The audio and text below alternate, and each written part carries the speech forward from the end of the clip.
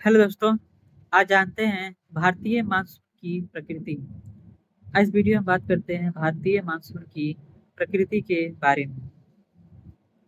Monsoon की प्रवृत्ति को समझने के लिए उसकी महत्वपूर्ण विशेषताएं तथा उसकी उत्पत्ति का वर्णन अनिवार्य है। जैसे मनुष्य मानसून का आरंभ तथा उसका अग्रसरण, वर्षावाही तंत्र तथा मानसूनी वर्षा का वितरण, मानसून में विच्छेद, मानसून का निवर्तन। सबसे पहले जानते हैं मानसून का आरंभ तथा उसका अग्रसरण।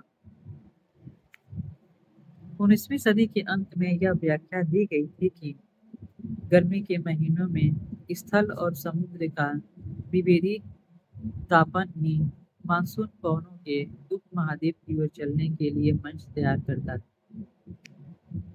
अप्रैल और मई के महीनों में जब सूर्य कर्क रेखा पर लंबवत चमकता है तो हिंद महासागर के उत्तर में स्थित विशाल भूखंड अत्यधिक गर्म हो जाता है। इसके परिणाम स्वरूप उपमहाद्वीप के उत्तर पश्चिमी भाग पर एक गहन न्यूटन दाब क्षेत्र विकसित हो जाता है, क्योंकि भूखंड के दक्षिण में हिंद महासागर अपेक्षाकृत धीरे धीरे गर्म होता है। निम्न वायुदाब केंद्र विषुवत रेखा के उस पार से दक्षिणी पूर्वी व्यापारिक पवनों को आकर्षित कर लेता है। इन दशाओं में अंत उष्णकटिबंधीय अभिसरण क्षेत्र उत्तर की ओर स्थानांतरित हो जाता है। इस प्रकार दक्षिण पश्चिमी मानसूनी पवनों को दक्षिण पूर्वी व्यापारिक पवनों के विस्तार के रूप में देखा जा सकता है, जो भूमध्य रेखा को पार करके भारतीय उपमहाद्वीप की ओर विक्षेपित हो जाती है। ये पवनें भूमध्य रेखा को 40 डिग्री से 60 डिग्री पूर्वी देशांतर रेखाओं के बीच पार करती हैं।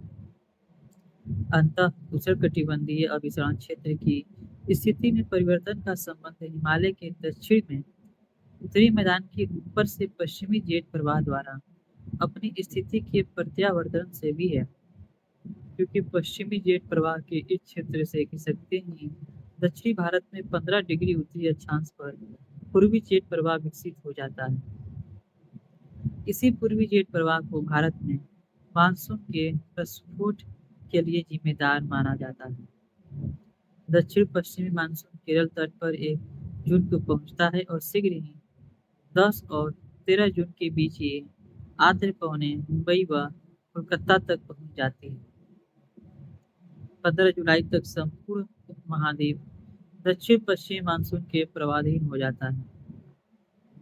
वर्षावाही तंत्र तथा मानसूनी वर्षा का वितरण। भारत में वर्षा लाने वाले 2 तंत्र प्रतीत होते हैं। पहला तंत्र उष्णकटिबंधीय अवदाब है, जो बंगाल की खाड़ी या उससे भी आगे पूर्व में दक्षिणी चीन सागर में पैदा होता है तथा उत्तरी भारत के मैदान भागों में वर्षा करता है।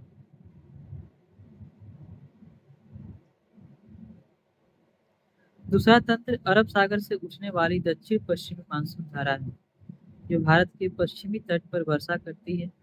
पश्चिमी घाट के साथ होने वाली अधिकतर वर्षा पर्वतीय है, क्योंकि यह आर्द्र हवाओं से अवरुद्ध होकर घाट के सहारे जबरदस्ती ऊपर उठने से होती है।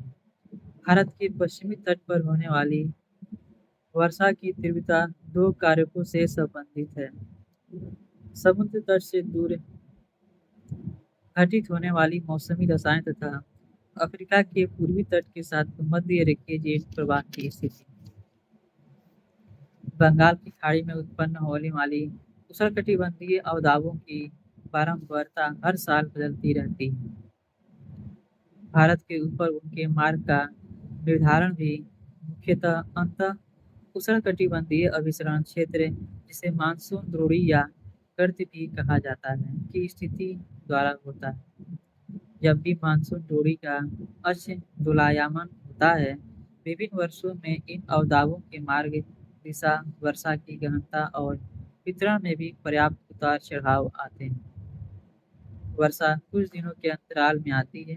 भारत के पश्चिमी तट पर पश्चिमी से पूर्व, उत्तर पूर्व की ओर तथा उत्तरी भारतीय मैदान एवं प्रायद्वीप के उत्तरी भाग में पूर्व दक्षिण पूर्व से उत्तर पश्चिम की ओर वर्षा की मात्रा में घटने की प्रवृत्ति पाई जाती है। मानसून में विच्छेद दक्षिण पश्चिम मानसून काल में एक बार कुछ दिनों तक वर्षा होने के बाद यदि 1, 2 या कई सप्ताह तक वर्षा न हो तो इसे मानसून विच्छेद कहा जाता है। ये विच्छेद विभिन्न क्षेत्रों में विभिन्न कारणों से होते हैं जो निम्नलिखित हैं। पहले कि उत्तरी भारत के विशाल मैदान में मानसून का विच्छेद उष्णकटिबंधीय चक्रवातों की संख्या कम हो जाने से और अंतः उष्णकटिबंधीय अभिसरण क्षेत्र की स्थिति में बदलाव आने से होता है। पश्चिमी तट पर मानसून विच्छेद तब होता है जब आर्द्र पवनें तट के समांतर बहने लगती।